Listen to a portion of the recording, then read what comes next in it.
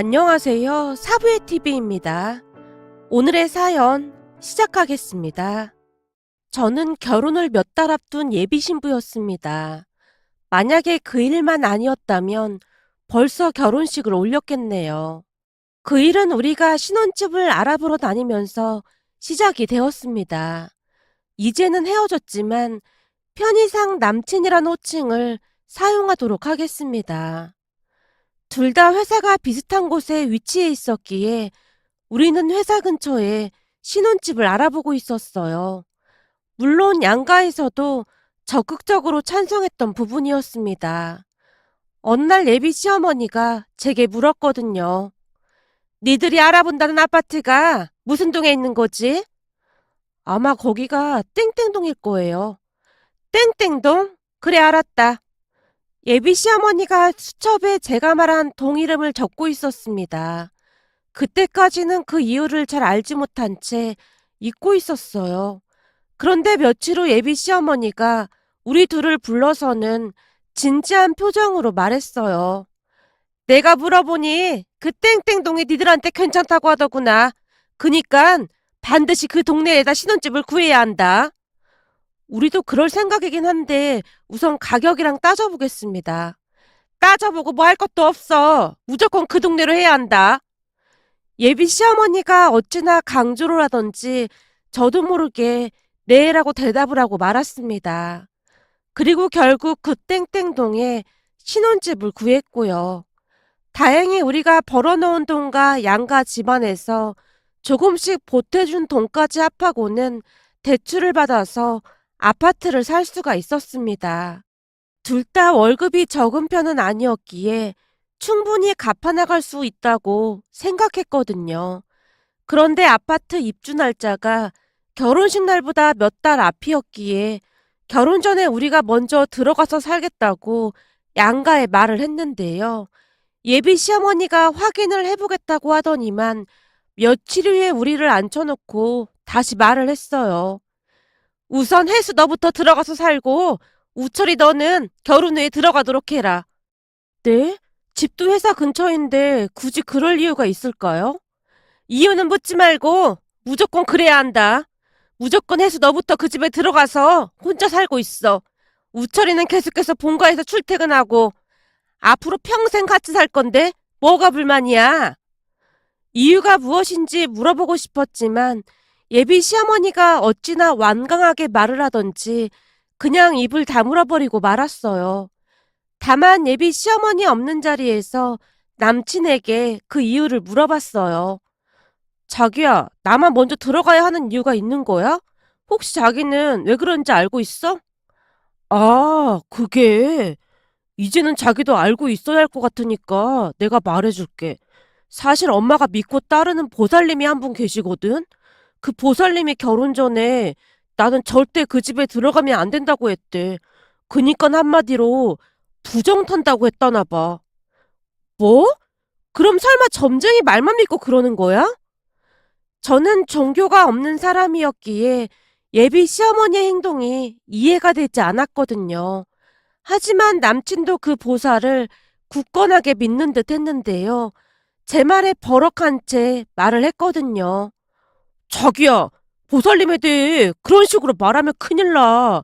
사실 옛날부터 내가 잔병치레가 엄청 많았는데 보살님이 항상 보살펴줘서 지금껏 목숨 부지하고 살고 있게 된 거거든. 그니까 앞으로는 보살님에 대해 함부로 말하지 않았으면 좋겠어. 근데 지금껏 그런 얘기를 왜 한 번도 안 한 거야? 난 전혀 모르고 있었잖아. 굳이 말할 필요도 없었어. 그리고 보살님이 말하지 말라고 했고 말이야.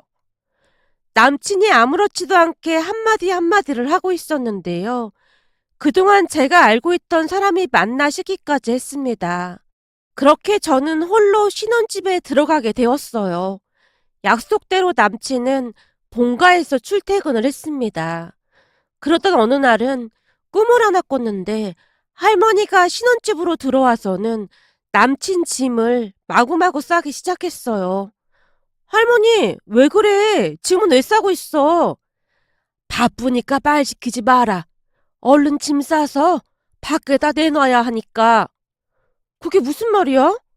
제가 놀란 채 묻고 있었지만 할머니는 들은 척도 하지 않고는 남친 집만 골라서 싸고 있었어요. 잠시 후 그런 할머니를 말리다가 잠에서 깨어났는데 기분이 영 좋지 않아 엄마한테 전화를 걸었어요. 엄마, 할머니한테 별일 없지? 할머니는 왜? 아니, 꿈에 할머니가 보이길래 혹시 더 안 좋아지셨나 해서. 괜찮아.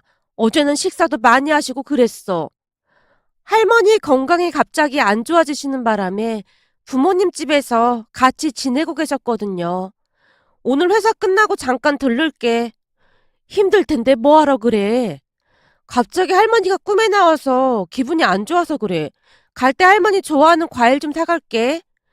그렇게 그날 퇴근을 하고 본가로 갔는데요. 저를 보자마자 할머니가 어찌나 반겨주시던지 죄송한 마음까지 들었기에 제가 부모님께 말을 꺼냈어요. 그냥 결혼 전까지 여기 들어와서 살까?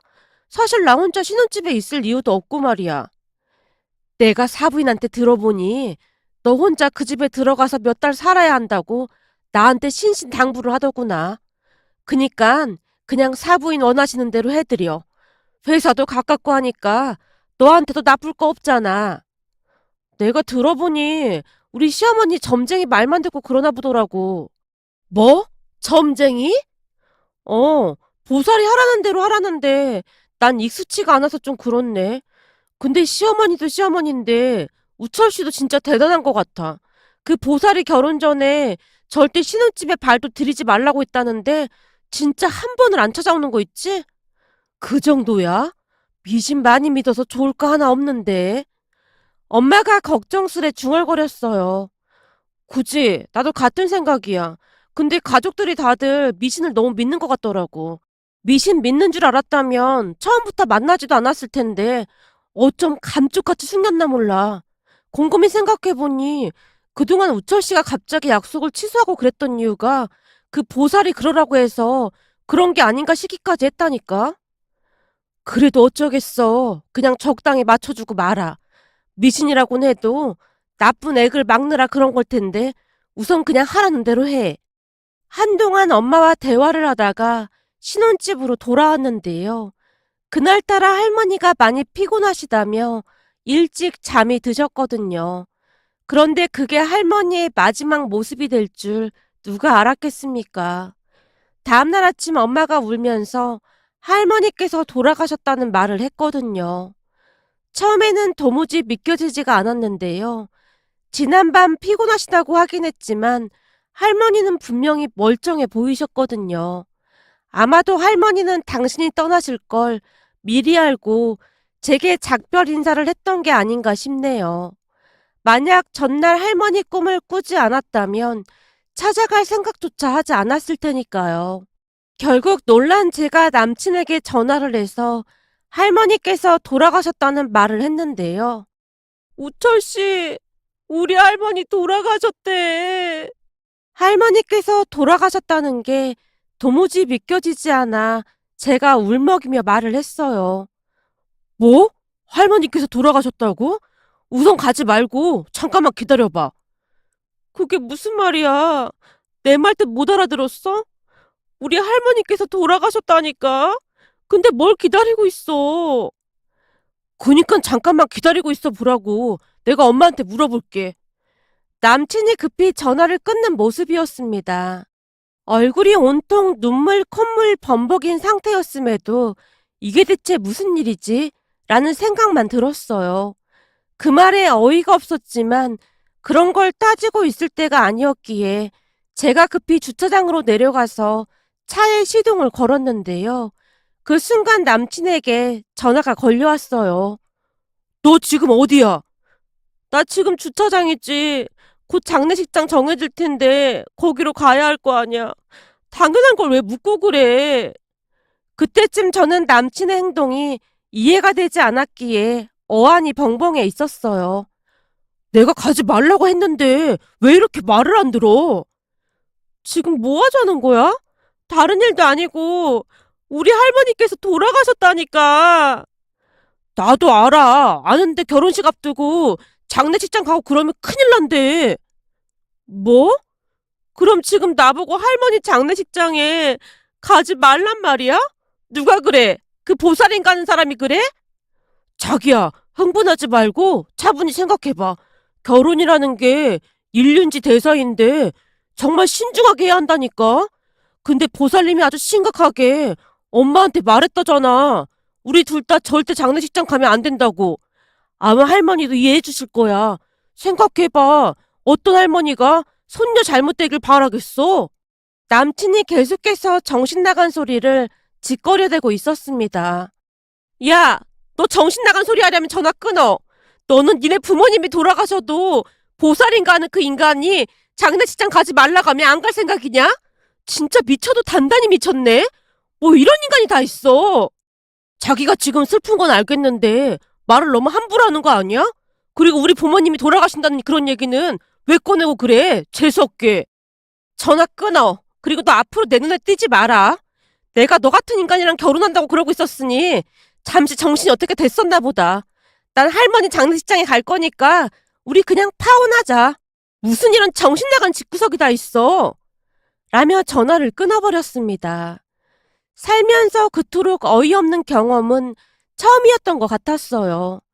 잠시 후 할머니 장례식장이 정해져서 슬픔 속에 장례를 치르고 있었는데요.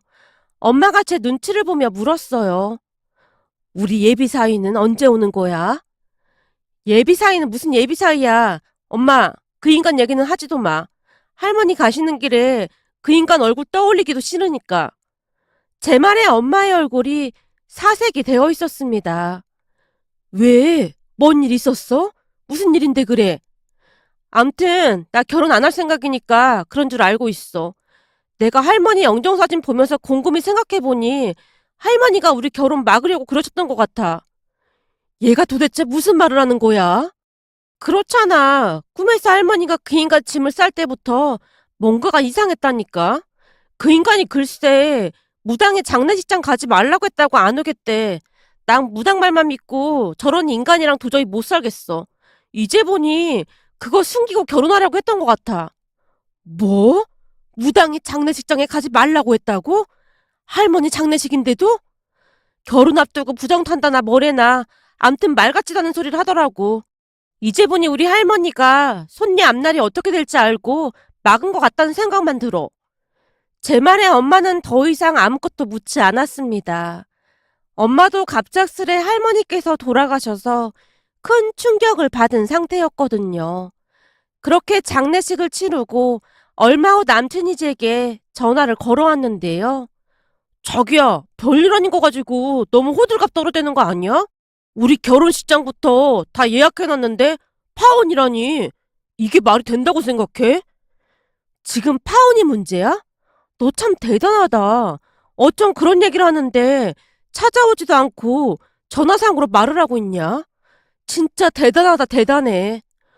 저기, 그게 말이야. 보살님이 자기가 장례식장에 오래 있다 와서 당분간 만나면 안 된대. 물론 나도 당장 뛰어가서 자기 얼굴 보고 싶은 마음이 굴뚝 같지만 안 된다고 하는 걸 어쩌겠어. 내가 하나만 물어보자. 너도 그렇고 너네 집안도 그렇고 그 미신에 미쳐 산다는 걸 1년 넘게 왜 숨긴 거야? 진작에 네 정체를 알았으면 너랑 결혼한다는 말 꺼내지도 않았어. 내 정체가 뭐가 어쨌다는 거야? 암튼 지금 자기가 흥분한 상태라 파혼 얘기하는 것 같은데 그만 가라앉히고 결혼 예정대로 하는 거야. 알았지? 미쳤냐? 우리 인연은 여기까지인 것 같으니까 그만 끝내자. 지금 네 목소리 듣는 것도 소름이 끼쳐. 그럼 결혼식장부터 집까지 다 어떻게 할 건데? 그건 내가 알아서 할게. 결혼식장이야. 위약금 물고 취소하면 되는 거고 집은 네가 보탠 만큼 그대로 돌려줄게. 우리 부모님이 그만큼 돈을 빌려주시겠다고 하더라고. 뭐? 그럼 장인 장모님도 우리가 파혼하는 거 허락했단 말이야? 누가 네 장인 장모야? 암튼 난 더 이상 너랑 말하고 싶지 않으니까 그런 줄 알고 그만 전화 끊자. 라며 제가 전화를 끊어버렸습니다. 그 뒤 전남친이 우리 집 앞으로 찾아오기도 했는데요. 전남친이 차에서 내리지도 않고 차문까지 잠근 채 차창 밖에 서 있는 저를 보며 말했어요. 자기야, 내가 내려서 말하고 싶은데 당분간 절대 자기 만나지 말라고 해서 내릴 수가 없어. 암튼 자기랑 나는 천생연분이라 꼭 결혼해야 한대. 자기랑 헤어지면 나 단명할지도 모른대. 그니까 제발 파혼한다는 말은 하지 말아줘. 전 남친이 간절한 목소리로 말을 하고 있었습니다. 그 모습에 다시 한번 소름이 끼쳤는데요. 내가 미쳤냐? 그럼 미친 집구석에 시집가게? 왜? 내가 네 액바지라도 된다고 했나 보네? 오? 그걸 어떻게 알았어? 자기가 살아있는 부적이나 마찬가지여서 자기랑 같이 있으면 액을 쫓아내고 내가 오래 살 수 있대. 그니까 난 무슨 일 있어도 자기랑 결혼해야 해. 저번에도 말했지만 안 그럼 나 진짜 단명한데. 저는 더 이상 생각할 필요도 없이 바로 파혼을 했습니다. 그 뒤에도 전 남친이 전 남친 엄마와 보살인가 하는 그 사랑까지 대동하고는 찾아오기까지 했답니다. 그 모습에 부모님이 경찰에 신고까지 하는 기가 막힌 일이 일어나기도 했고요. 신혼집은 이미 구입한 거라 부모님이 돈을 도와주신 덕분에 전 남친이 낸 만큼 돌려주고 우여곡절 끝에 파혼을 할 수가 있었습니다. 그게 벌써 몇 년 전의 일이랍니다. 그 사이 저는 지극히 정상적인, 아니죠. 마음 따뜻한 사람과 만나서 결혼을 전제로 만남을 이어가고 있습니다. 그런데 며칠 전 모르는 번호로 걸려온 전화를 받았더니 전 남친이었어요. 혜수야, 제발 전화 끊지 마. 다른 게 아니라 나 너랑 헤어진 뒤로 지금껏 여자도 못 만나고 완전 폐인처럼 살고 있어. 그 보살님이 그러는데 너랑 결혼 못해서 내 인생이 이렇게 됐다고 하더라고. 사실 말이야, 너랑 파혼하고 그 액을 막아보려고 굿도 많이 하고 그랬었는데 결국에는 아무 소용도 없었어. 근데 너랑 다시 만나면 앞으로 앞날이 뻥 뚫릴 거래. 그리고 혹시 너 그 아파트 팔았어? 내가 아파트를 팔던 말던 네가 뭔 상관이야. 보살님 말로는 네가 아파트 안 팔았을 거라고 하던데. 그 아파트 지금 엄청 많이 올랐지. 거봐, 그게 다 내 덕이라니까. 쓸데없는 소리 할 거면 전화 그만 끊어라. 오늘 아주 재수가 온 붙었네. 저기 혜수야, 내가 이런 말해서 좀 그렇긴 한데 말이야. 내가 보니 그 아파트 가격이 엄청 많이 올랐던데 그게 다 내 덕이긴 하잖아? 만약에 우리가 결혼했으면 둘이 나눴어야 하는 게 맞는 거고 말이야. 그래서 말인데 그 오른 가격 중 얼마라도 나한테 줄 수 있을까? 내가 지금 사는 게 너무 힘들어서 그래. 사실 내가 굿도 주기적으로 해야 생명줄이 연장된다고 하는데 지금 돈이 많이 부족해서 말이야. 예정을 생각해서라도 조금만 나눠주면 안 될까? 라는 정신 나간 소리를 하고 있었어요. 물론 제가 그냥 전화를 끊어버렸고요. 그 뒤로는 모르는 번호로 걸려오는 전화를 절대 받고 있지 않답니다. 저런 인간과 결혼하고 살았다면 내 인생이 어떻게 됐을까 하는 생각을 하니 아찔하기만 하네요. 그때 파혼하기를 정말 잘했다는 생각만 든답니다. 오늘도 사부의 TV를 애청해 주셔서 감사드리며 항상 행복하세요.